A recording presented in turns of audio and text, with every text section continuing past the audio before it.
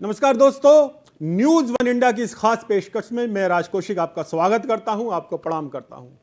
दोस्तों, हर साल की तरह इस बार भी हम आजादी के जश्न को देश भर में धूमधाम के साथ मना रहे हैं, लेकिन जब हम अपने आसपास के देशों पर नजर डालते हैं तो लगता है हम बहुत खुश नसीब हैं, भाग्यशाली हैं जो भारतवासी हैं, जो भारत में हम लोग रहते हैं, क्योंकि यहां लोकतंत्र के महत्व को समझा जाता है और हर साल उसको याद किया जाता है। पड़ोसी देश बांग्लादेश में किस तरह से लोकतंत्र की हत्या हुई, यह हमने कुछ दिन पहले ही देखा है। पाकिस्तान में तो अक्सर ऐसा होता रहता है और मित्रों, उससे पहले म्यांमार में भी हमने लोकतंत्र को तार तार होते हुए देखा है। लेकिन जैसा कि मैंने कहा, यह हमारा सौभाग्य है, हम भारतवासी हैं, अनेकताओं के बावजूद हम एक हैं, एकता की बात करते हैं और एकता के रास्ते पर चलते हैं। मित्रों, देश को एकजुट रखने में यूं तो सभी लोगों का बहुत बहुत योगदान है, लेकिन मेरा मानना है कि साहित्य से जुड़े लोग इसमें विशेष भूमिका निभाते हैं। कुछ ऐसे ही साहित्यकार आज हमारे बीच हैं, ऐसे रचनाकार आज हमारे बीच हैं जो कि देश को जोड़ने का काम कर रहे हैं और समाज को एकजुट रखने का काम कर रहे हैं। मैं बहुत ही संक्षिप्त में उनका परिचय आपके साथ कराना चाहता हूं, क्योंकि उनका बाकी परिचय उनकी रचना ही देंगी। मेरे बिल्कुल बाईं तरफ हैं आर.पी. शर्मा, एक जाना पहचाना नाम। देश भर के मंचों पर वो सक्रिय रहते हैं और तमाम टीवी चैनलों पर वो नजर आते हैं। शर्मा जी, आपका बहुत बहुत स्वागत है, बहुत बहुत आपको प्रणाम करता हूं मैं। और मित्रों, शर्मा जी के बाईं तरफ हैं युवा ओज के एक बहुत सशक्त हस्ताक्षर पीयूष मालवीय। पीयूष भाई, बहुत बहुत स्वागत है। आप पीयूष भाई को सुनेंगे तो आपको लगेगा कि एक नए अंदाज में वो अपना काव्य पाठ करते हैं। और दोस्तों, मेरे बिल्कुल दाईं तरफ वैभव शर्मा, युवा हस्ताक्षर ओज का आप भी एक बहुत विशेष शैली आप रखते हैं और तमाम देश के विभिन्न स्थानों के मंच पर सक्रिय रहते हैं। मित्रों, मैं शुरुआत करने से पहले न्यूज वन इंडिया का बहुत बहुत आभार व्यक्त करना चाहता हूं इस पूरे मंच की तरफ से कि चाहे गणतंत्र दिवस हो, स्वतंत्र दिवस या कोई भी त्योहार क्यों ना हो, न्यूज वन इंडिया सभी रचनाकारों को मंच उपलब्ध कराता है जिससे वो अपनी बात रख सकते हैं। किसी शायर ने कहा है कि तुम्हारे घर में दरवाजा है लेकिन तुम्हें खतरों का अंदाजा नहीं है। तुम्हारे घर में दरवाजा है लेकिन तुम्हें खतरों का अंदाजा नहीं है। हमें खतरों का अंदाजा है लेकिन हमारे घर में दरवाजा नहीं। तो न्यूज वन इंडिया सभी खतरों के प्रति हमको आगाह करता चलता है, इसलिए न्यूज वन इंडिया का बहुत बहुत आभार, धन्यवाद। और पीयूष भाई, आपसे मैं गुजारिश करता हूं कि आप इस कार्यक्रम की शुरुआत करें। और मुझे शर्मा जी, गीतकार प्रदीप की बहुत ही मशहूर रचना है, पूरे देश में क्या पूरी दुनिया में वो मशहूर हुई है कि हम लाए हैं तूफान से कश्ती निकाल के, इस देश को रखना मेरे बच्चों संभाल के। और पासे सभी उलट गए दुश्मन की चाल के, अक्षर सभी पलट गए भारत के भाल के। मित्रों, पीयूष मालवीय एक ऐसे युवा रचनाकार जो तूफानों के बीच से कश्ती निकालने का हौसला रखते हैं और समाज को एकजुट रखने में जो रचनाएं सहायक हैं, उन रचनाओं के वो रचयिता भी हैं। पीयूष भाई, बहुत बहुत स्वागत है, बहुत बहुत स्वागत भाई, प्रणाम आपको। सबसे पहले तो न्यूज वन इंडिया के समस्त दर्शकों को भारत के स्वातंत्र के महापर्व, इस देश में बहुत सारे त्योहार मनाए जाते हैं, लेकिन अगर सबसे बड़ा, सबसे अग्रणी और सभी जाति धर्म पंथों से ऊपर उठ करके कोई सर्वमान्य त्योहार है तो वो स्वतंत्रता दिवस का त्योहार है। तो मैं समस्त दर्शकों को बधाई देता हूं। और उसके साथ में मुझे किसी की ये पंक्तियां याद आती हैं अपने काव्य पाठ को आरंभ करने से पूर्व में कि आन की बात है तो आन भी दे सकता हूं। आन की बात है तो आन भी दे सकता हूं। आन क्या चीज है, मैं शान भी दे सकता हूं। गोलियां खा के ये भारत के सपूतों ने कहा, मैं तिरंगे के लिए जान भी दे सकता हूं। बहुत अच्छा। गोलियां खा के ये भारत के सपूतों ने कहा, मैं तिरंगे के लिए जान भी दे सकता हूं। बहुत अच्छा। क्यों? आखिर इस देश की नौजवान पीढ़ी में स्वयं होता हूं और मेरे साथ में मेरे भाई वैभव भी इस मंच पर हैं। हमें जो संस्कार आदरणीय राजदास से मिले, आदरणीय शर्मा जी से मिले, उन संस्कारों को गाना चाहता हूं कि प्रश्न था कि भारती के पूजन में कौन क्या दे।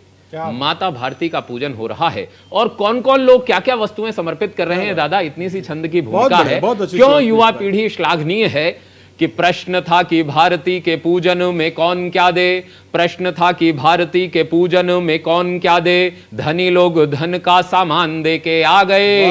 कि प्रश्न था कि भारती के पूजन में कौन क्या दे, धनी लोग धन का सामान दे के आ गए। नेताजी बयान दे के, गायक भी गान दे के, कवि लोग नए प्रतिमान दे के आ गए। नेताजी बयान दे के, गायक भी गान दे के, कवि लोग नए प्रतिमान दे के आ गए। और ज्ञानियों को प्रश्न ये पता चला तो ज्ञानियों को प्रश्न ये पता चला तो ज्ञानी लोग गीता व कुरान वाला ज्ञान दे के आ गए। अरे सीमाओं पे सैनिकों के पास कुछ भी नहीं था, जान ही बची थी तो वो जान दे के आ गए। बहुत बढ़िया, बहुत बढ़िया, बहुत जान दे के आ गए। बहुत बहुत आभार दादा, बहुत बहुत आभार। बहुत बढ़िया। हमारा ये देश, हमारी भौगोलिक सीमाएं, जैसा कि अभी राजदा बता रहे थे, इस भारतवर्ष की पड़ोसी देशों की यदि हालत देखी जाए और अपने देश की हालत देखी जाए तो बड़ा फक्र होता है कि हम हिंदुस्तान में निवास करते हैं। लेकिन वैसे हालात हमारे देश में क्यों नहीं हैं? क्योंकि इस देश की युवा पीढ़ी हमारे इस देश की भौगोलिक सीमाओं की रक्षा में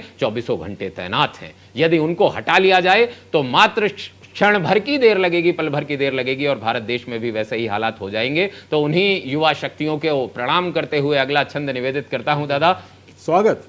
कि एक बार देश के जवान से ये पूछ लिया, एक बार सीमाओं पे खड़े हुए जवान से मैंने अपनी कल्पना में बात की और कहा कि तुम्हें कोई भी त्योहार हो, छुट्टी नहीं मिला करती, बड़ा अफसोस होता होगा कि ये कैसी नौकरी कर ली। लेकिन भारत देश के उस बेटे का जवाब सुनिएगा कि एक बार देश के जवान से ये पूछ लिया, आप लोग होली पर घर नहीं जाते हैं? कि एक बार देश के जवान से ये पूछ लिया, आप लोग होली पर घर नहीं जाते हैं? घर परिवार प्यार और रिश्तेदार को भी आप लोग होली पर रंग नहीं पाते हैं? घर परिवार प्यार और रिश्तेदार को भी आप लोग होली पर रंग नहीं पाते हैं? तो उस जवान ने उत्तर दिया कि घर परिवार प्यार और रिश्तेदार को भी आप लोग होली पर रंग नहीं पाते हैं। तो जवान कहता है कि आप लोग साल में तो एक बार खेलते हैं, आप लोग साल में तो एक बार खेलते हैं, किंतु हम लोग रोज होली को मनाते हैं। और रोज होली कैसे मनाई जा सकती है? तर्क देता हूं कि आप लोग साल में तो एक बार खेलते हैं, किंतु हम लोग रोज होली को मनाते हैं। अरे दुश्मनों से दिन रात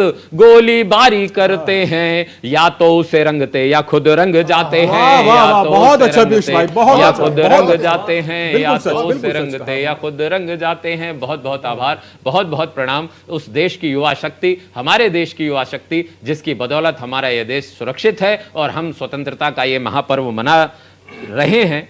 ऐसे ही एक जवान के निमित्त 4 पंक्तियां और निवेदित कर देता हूं। स्वागत पीयूष भाई। एक उक्ति कही गई दादा मानस में कि जन्म जन्म मुनि जतन कराही, अंतराम कही आवत नाही। मुनि साधु लोग जन्म जन्मांतर तक ये अभ्यास करते रहते हैं कि अंत समय में प्रभु श्री राम का नाम मुख से निकल आए, लेकिन निकलना संभव नहीं होता, बड़ा दुष्कर होता है। कि जैसे साधु संत मुनियों की होती कामना है, अंतिम समय में राम राम कर लेने दो। कि जैसे साधु संत मुनियों की होती कामना है, अंतिम समय में राम राम कर लेने दो, वैसे सीमा पे खड़ा जवान यह चाहता है, दुश्मनों के काम को तमाम कर लेने दो। वैसे सीमा पे खड़ा जवान यह चाहता है, शत्रुओं के काम को तमाम कर लेने दो। एक जवान का नाम लेता हूं, ये देश, ये पूरा भारतवर्ष उस जवान को जानता है दादा। कि वैसे सीमा पे खड़ा जवान यह चाहता है, शत्रुओं के काम को तमाम कर लेने दो। और शत्रु जब गले पे चलाने लगे तलवार, शत्रु जब गले पे चलाने लगे तलवार, हेमराज बोले एक काम कर लेने दो। हेमराज का शीश काट करके ले गए थे पाकिस्तान के सैनिक, लेकिन उस हिंदुस्तान के बेटे की कामना सुनिएगा, जिस समय पर पाकिस्तानियों की तलवार उसके गर्दन पर चल रही होगी, उन्होंने भगवान से क्या मांगा होगा कि शत्रु जब गले पे चलाने लगे तलवार, शत्रु जब गले पे चलाने लगे तलवार, हेमराज बोले एक काम कर लेने दो, कि सर मेरा काटते हो काट के ले जाओ, पर मुझको तिरंगे को प्रणाम कर लेने दो, मुझको तिरंगे को प्रणाम कर लेने दो, मुझको तिरंगे को प्रणाम कर लेने दो। बहुत बहुत धन्यवाद, बहुत बहुत आभार। तिरंगे को प्रणाम करने दो। दोस्तों, आजादी का उत्सव, स्वतंत्रता दिवस, ये ऐसा ही दिवस है कि हर भारतीय के दिल में तमन्ना होती है कि वो तिरंगे को प्रणाम करे और शहीदों को नमन करे।